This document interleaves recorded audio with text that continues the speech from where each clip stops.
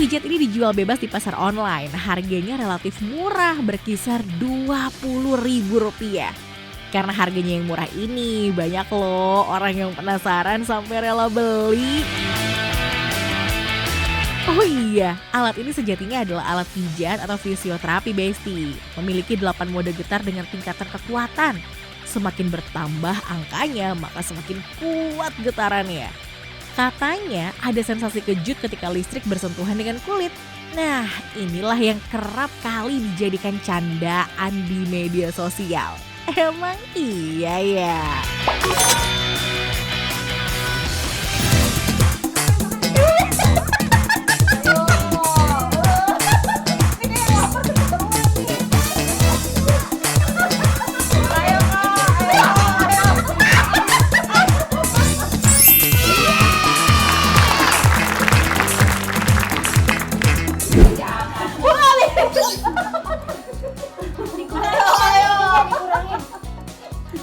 Habisin.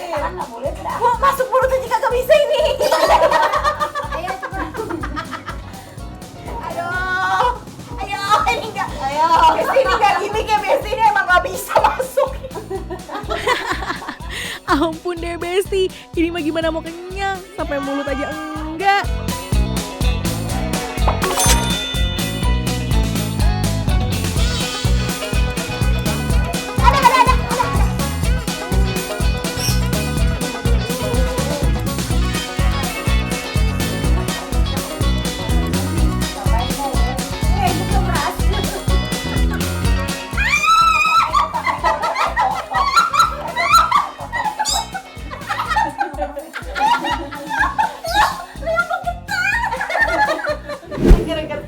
Coba ya Besti ya. Udah banget.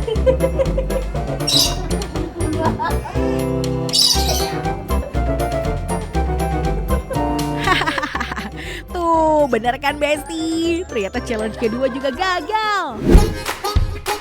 Oke, challenge terakhir adalah keahliannya emak-emak. Bersih-bersih.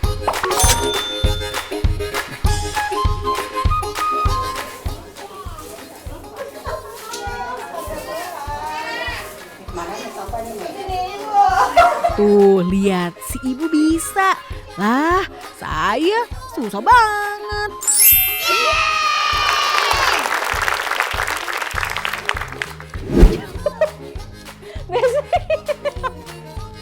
Besti ini susah sekali, Besti.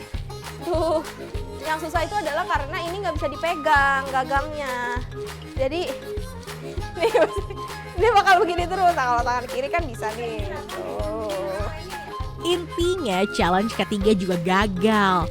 Sensasi getarnya bikin tangan kehilangan daya untuk mengangkat benda Besti. Kalau ibu gimana, Bu? Ibu gimana? Bagaimana sensasinya? Jadi nggak bisa diem. Jadi nggak bisa diam. Tapi pegel hilang nggak sih sebenarnya? Jujur aja. Dia hilang kalau ditaruh yang tertentu.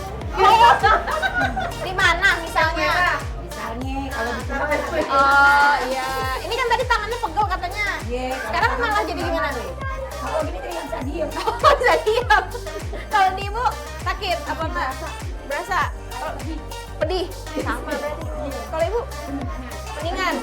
Nah, Besti ternyata efeknya di masing-masing orang juga beda-beda nih. Cuman ini kan alat viral Besti, terus mudah didapat juga nih ya di e-commerce.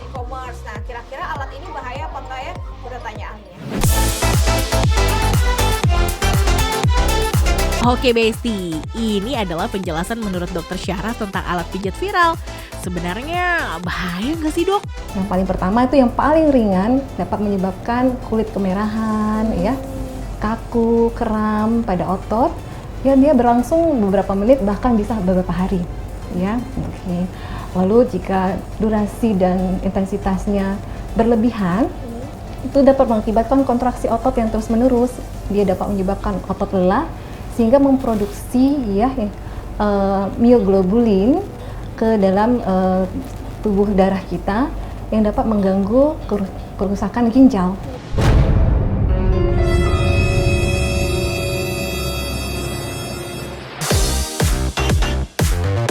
OMG, denger tuh Besti, bisa menyebabkan kelelahan otot bahkan sampai ginjal rusak loh. Ingat Besti, jangan gara-gara viral kita jadi terlena. Semua harus pengawasan ahlinya ya.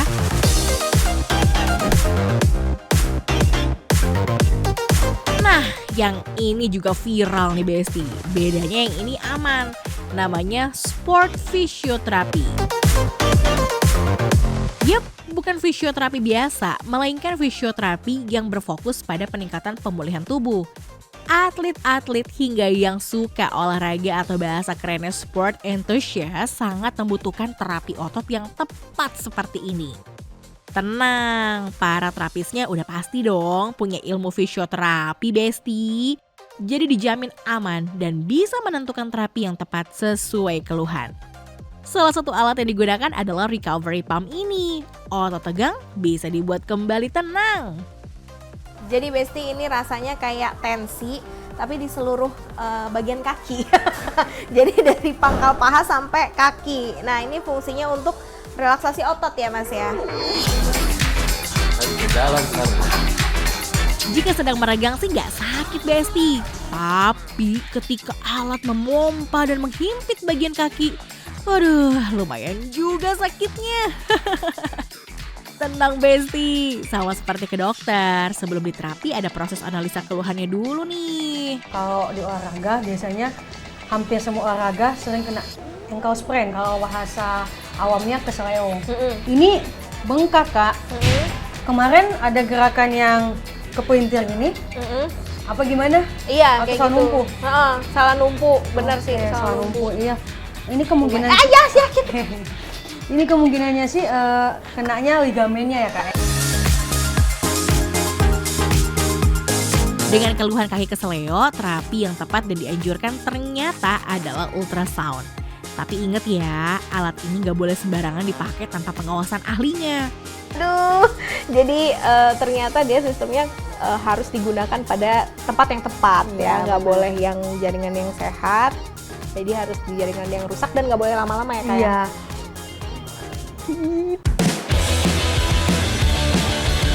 Nah, ini dia Besti bedanya dengan latihan pada fisioterapi biasa. Terapis sport physio akan melatih kita secara spesifik. Misal, kalau ingin fokus ke kaki, ya nanti latihan akan fokus ke kaki aja. Jadi nanti kakinya naik ke atas, ya naik.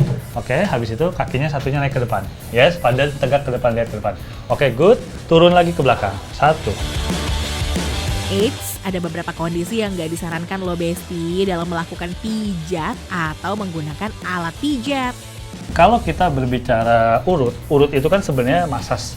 Nah, masas ini tidak boleh dilakukan pada saat kita pertama kali cedera. Apalagi ada bengkak, kita juga curiga kalau mungkin ada robekan, atau mungkin ada rasa nyeri yang berlebihan, itu kalau diurut ditakutkan robekannya semakin besar.